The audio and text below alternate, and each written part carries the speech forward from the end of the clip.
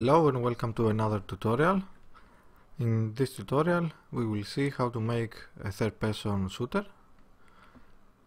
In this part we will focus on the camera, so we can orbit around our player, and if we hit click we can aim our character and restrict his movement. We are using the same project from our advanced character controller video. So open that up. Let me just delete the scripts. And to start, we will need an empty game object. Inside that we will add another game object which is gonna serve as our pivot, and inside that we will add our camera. Okay, so let's go first and do some fixes on our previous scripts. Open up the character movement script,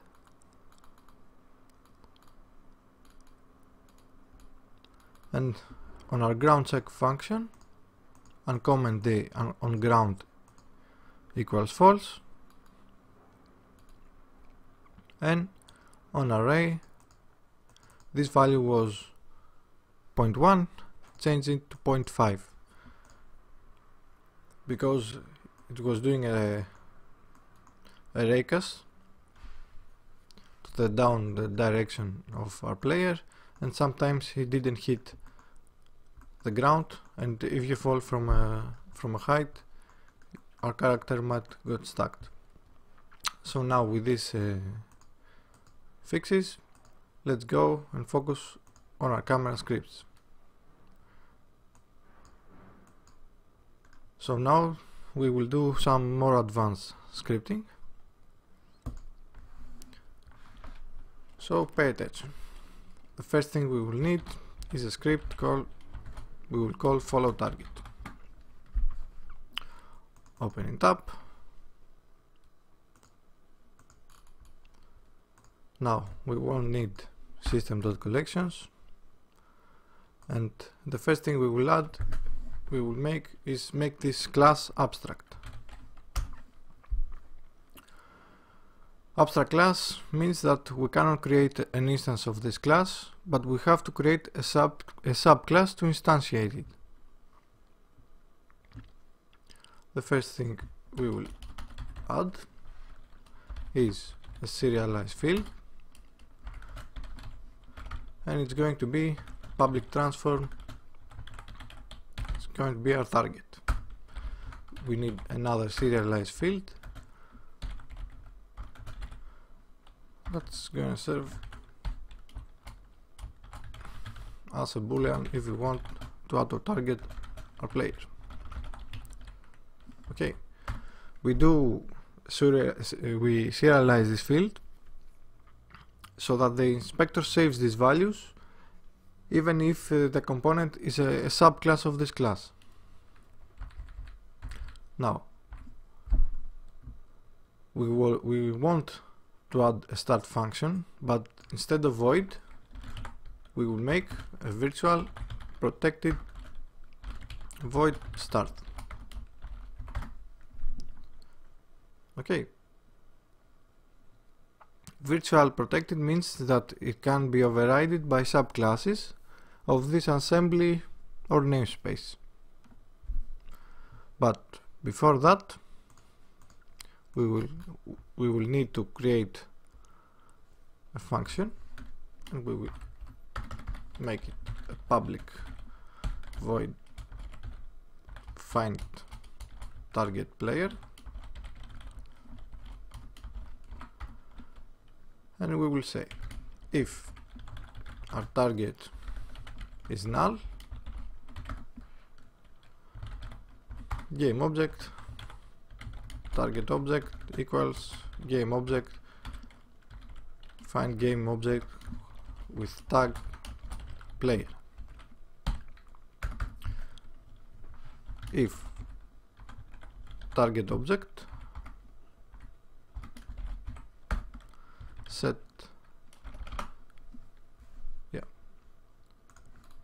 First of that, we will need another function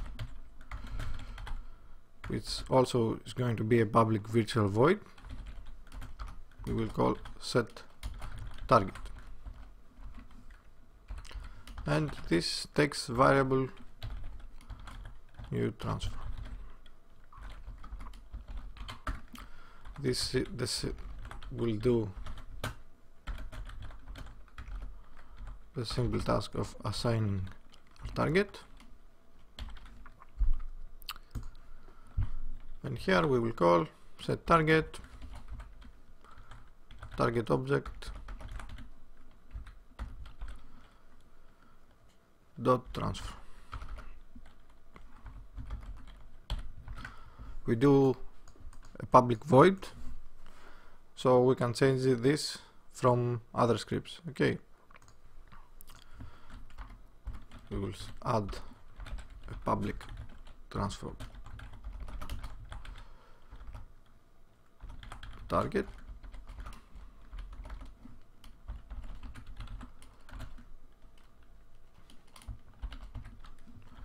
which will return this target.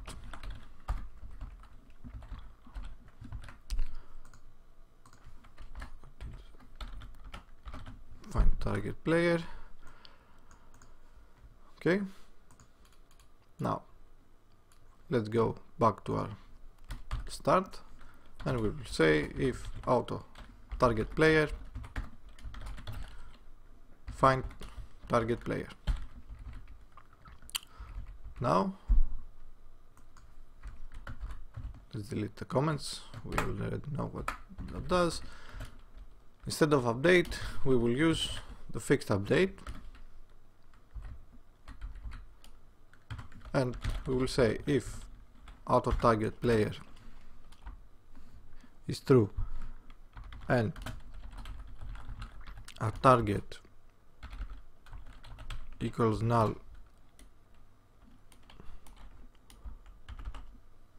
or our target game object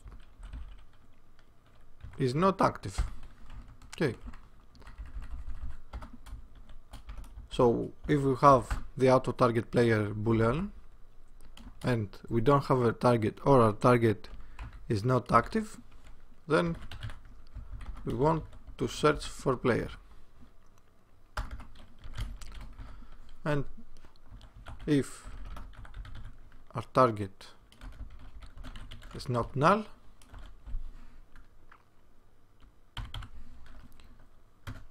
and target equals null or no, here we will say, did mistake there, if our target is not equals null and our target has a rigid body,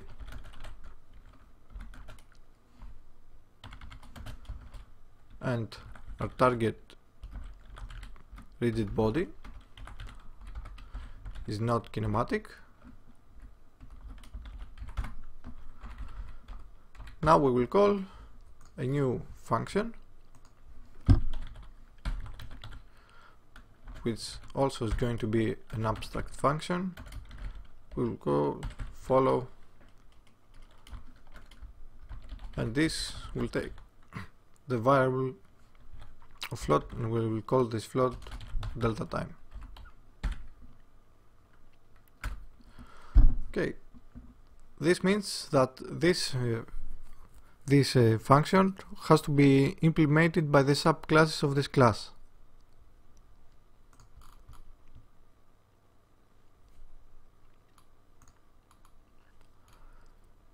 And we will say here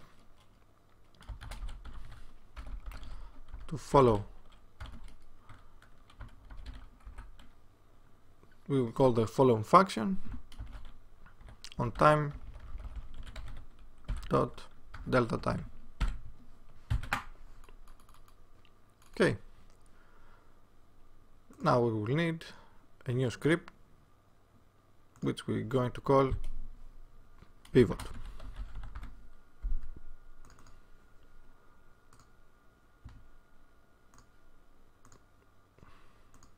That didn't open, and yeah, I forgot to zoom in, so let's go once again. So the first thing we didn't need the system.collections. This class, we make it abstract. So an abstract class means that we cannot create an instance of this class, but we have to create a subclass and instantiate that. Okay, serialize field public transfer target and bool auto target player. We serialize this so the inspector knows and saves these values even if the component is a subclass of this class. Okay, virtual protected means that it can be overridden by subclasses of this assembly. And then on our start function we make it, if we have the auto target player, we call for our find target player. Okay, simple stuff.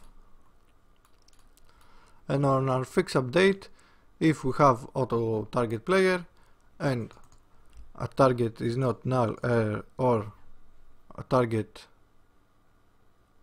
and our target is null and it's not active on our hierarchy, we say find us another player. And if we have a target and he has a rigid body and his rigid body is not kinematic, we call our following function, which right now is just a float. So let's go to pivot.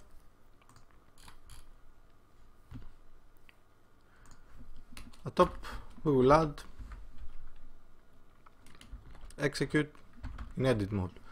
So this runs in edit mode.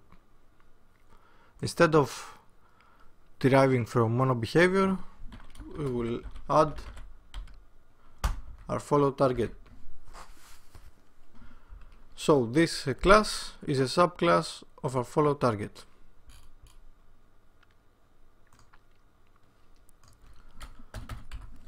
The first thing we will need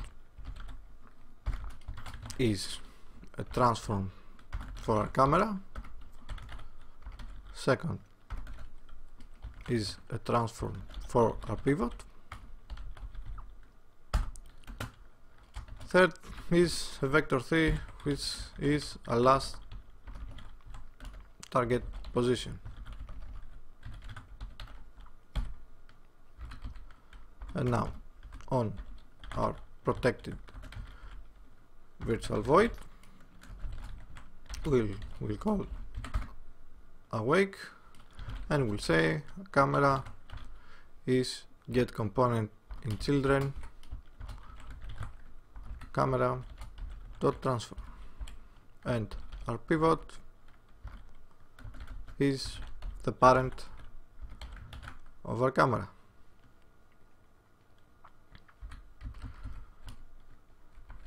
So instead of simply void start, we will use a protected override void start, and we will say use the start of the superclass. So this start will use this start. Okay.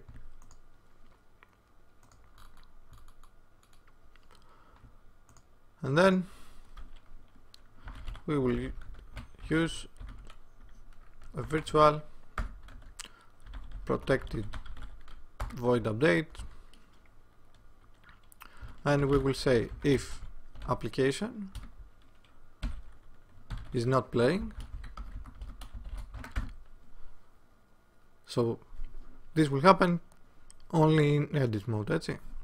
Okay, we add this so it will run on edit mode, but we don't want it to run if it's not on the if we hit play, so we add this check.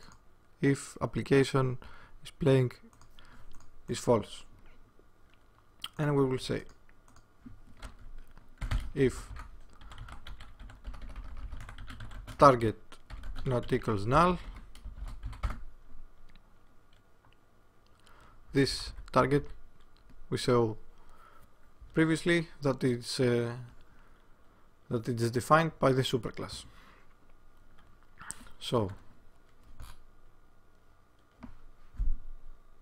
we first of all, before we're doing that, forgot, we will add a protected override void follow float delta time. We have to define the function here to declare the function because we have it as an abstract, so every subclass must include this function. Every subclass that takes from our follow target.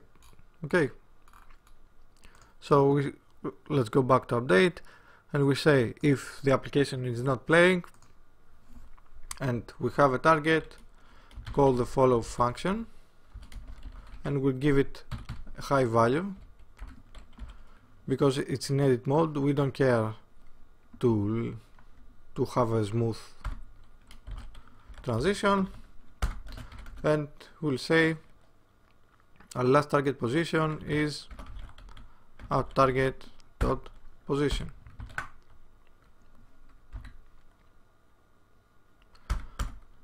And then the following code is used to allow movement of the camera in the editor, but only in the forward axis. If the camera is between the minus 0.5 and 0.5 in both x and y. So we'll say if mathf.abs, the absolute value of our camera local position dot x is greater than 0.5, or mathf dot abs dot camera dot local position dot y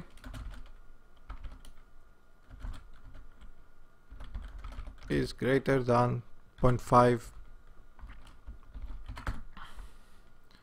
Then our camera local position is a scale vector 3 scale our camera local position and vector 3 dot forward.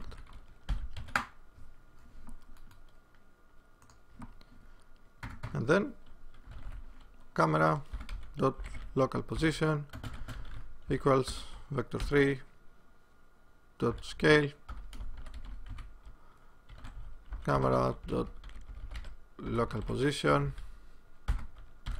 vector 3 dot forward.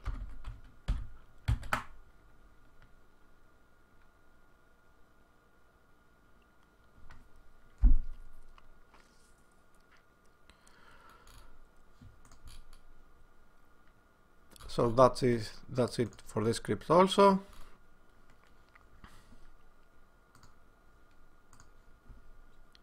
And the next script we will need, we will call it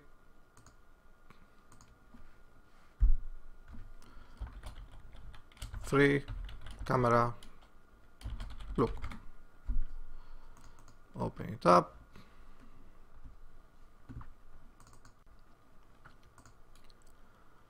So now this script won't take from mono behavior, but instead will take from our pivot class. we won't need this, but we will need the namespace of Unity Editor. And let's start by adding our variables. We want a serialize field, private float, move speed. We'll give it a value of 5. This is how fast the rig will move to keep up with the target positions. Next, serialize field, private float, turn speed equals 1.5. How fast the rig will rotate from user input. Serialized field, private float, turn smoothing equals 0.1. How much smoothing we will apply to the turn input to reduce the mouse jerkiness. Another serialized field, a tilt max, will give it a value of 75.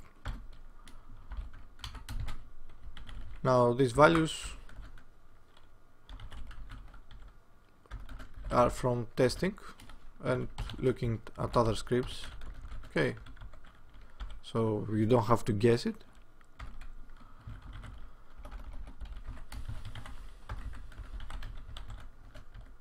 So just simply copy that, copy this stuff.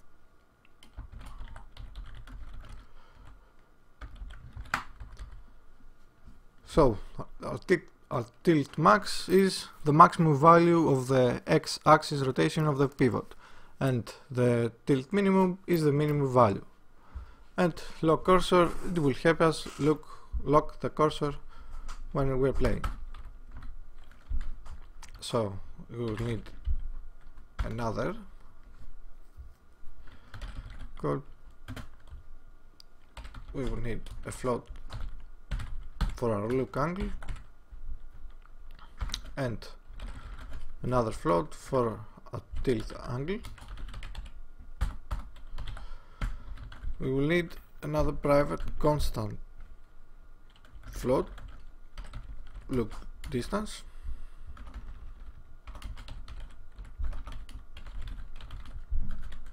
We'll give it a value of 100.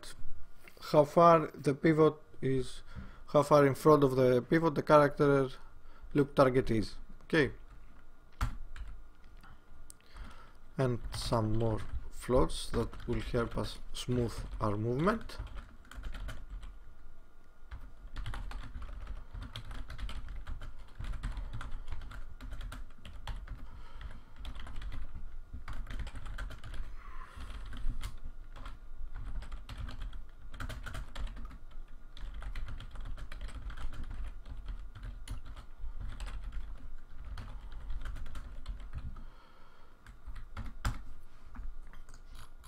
Okay, now let's go make our helper functions first.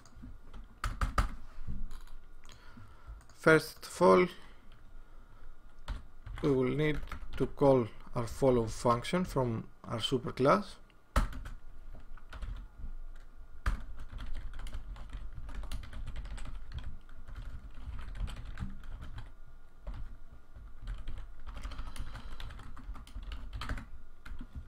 And inside this we will say our transform position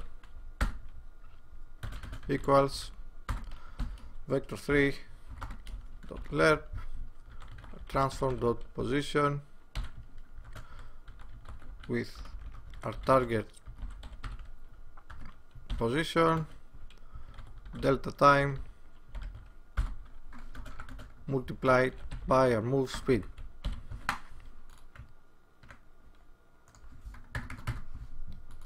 Okay, we have to declare this function here because it's it's from our first script. We make it an abstract void.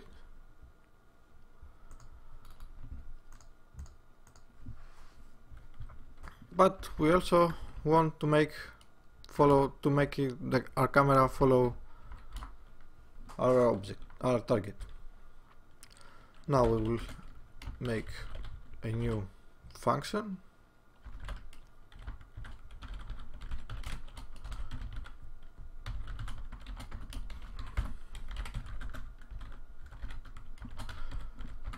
That's gonna help us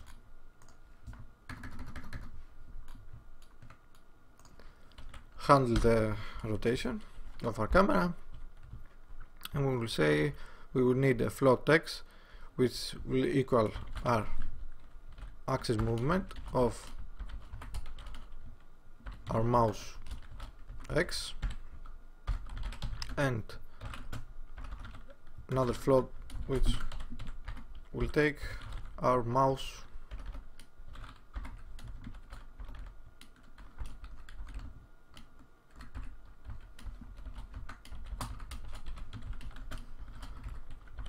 y, and we will say if our turn smoothing is higher than 0, our smooth x equals math f smooth dump smooth x reference. If you don't know something, you can read here some tooltips or Google. Okay, smooth x our velocity, turn smoothing. Now our smooth y equals math f dot smooth dump. This takes our smooth y, our y, our f smooth y velocity, and turn smoothing. Else our smooth x equals x, smooth y equals y. Now we will take our look angle and we add to it, and we'll say we want our look angle to be smooth x multiplied by 10 speed, and our transform rotation equals quaternio dot Euler 0, our look angle on the y, and 0 on the z. Now our tilt angle will be equals minus equals our smooth y multiplied by 10 speed, and tilt angle we want to clamp this value, and we will say we will use mathf clamp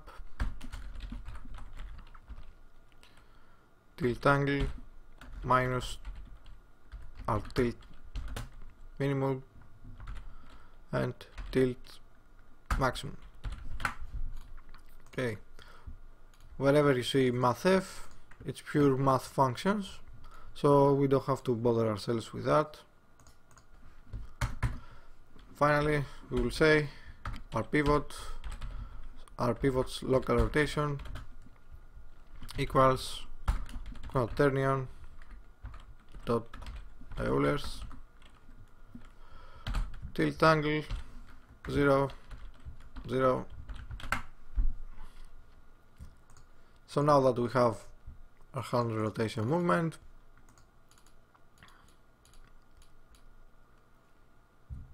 we can go to our start functions.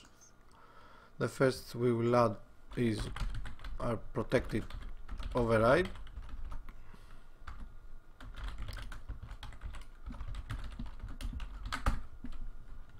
we will say use the awake of the superclass and local cursor equals our public value, our bool here. Okay,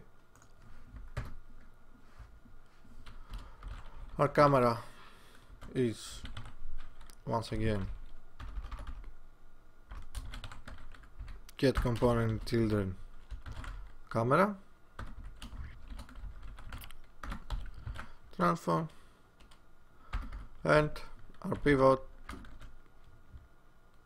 is the parent of our camera transform, and we will say we will make this also a protected override void update, and we will say handle our rotation movement, but first of all we will add the update of our superclass. We'll add our handle rotation movement function, and we will say if lock cursor through and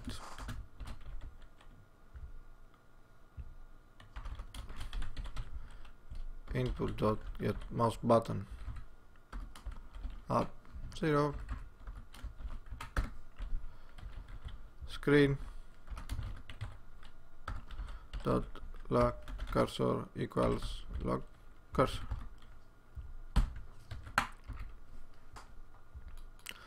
And finally we will say on disable we will say enable lock cursor is false, so we have enabled our mouse again. So now if we go to our camera rig. Okay, the way we do the camera, we said it in the start, make two empty game objects, make the pivot a child of the first game object, and drop the camera there. And if you simply drop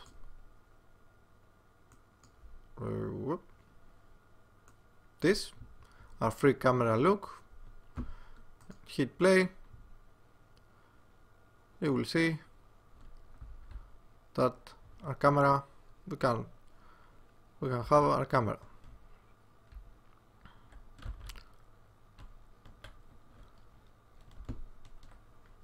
Let's see how we're doing on time. Okay, so now that we have our camera, we want to see, because this is a third-person shooter, we want to make this function. So if we hit the right click, we limit the movement of our character and make our camera zoom in.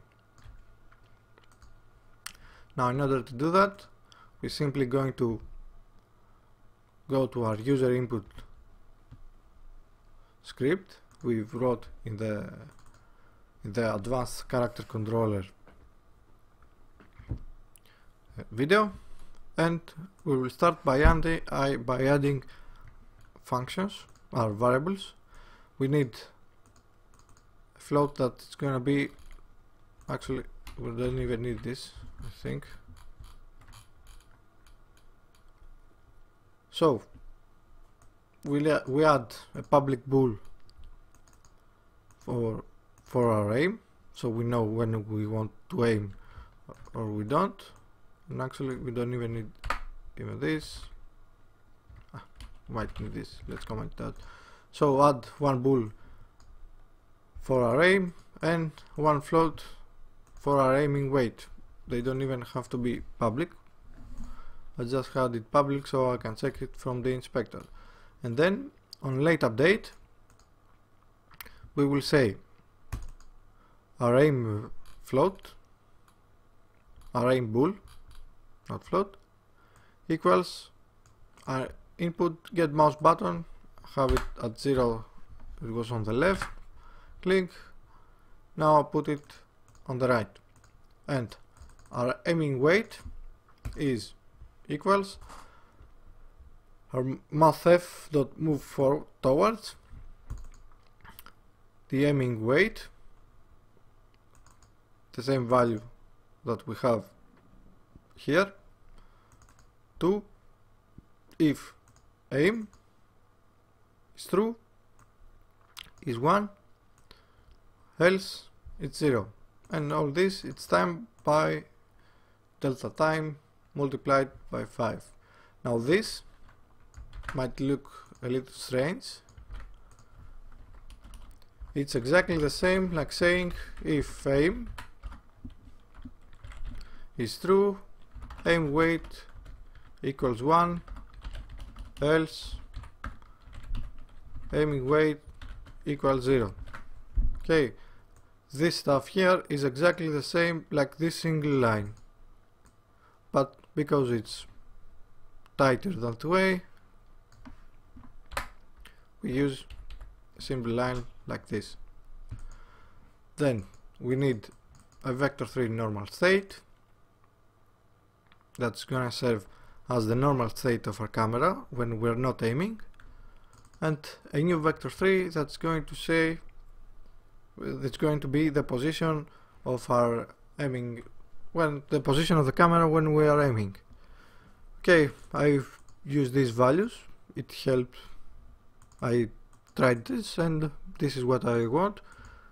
My values are -2 on the normal state on the z-axis, and our aiming state is -0.5 on the z-axis. And when we have two positions, we can simply use a lerp.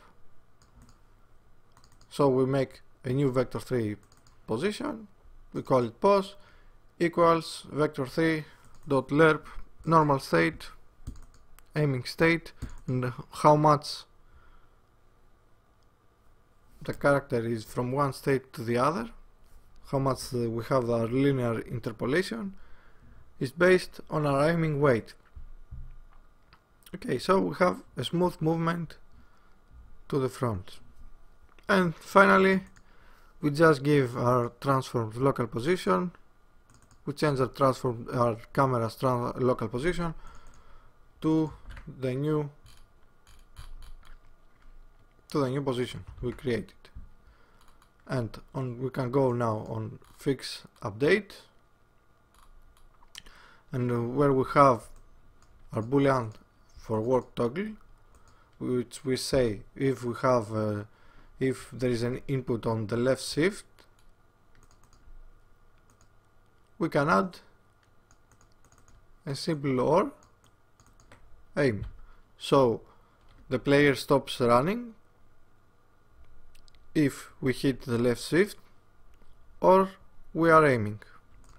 And let's go back, let's hit play.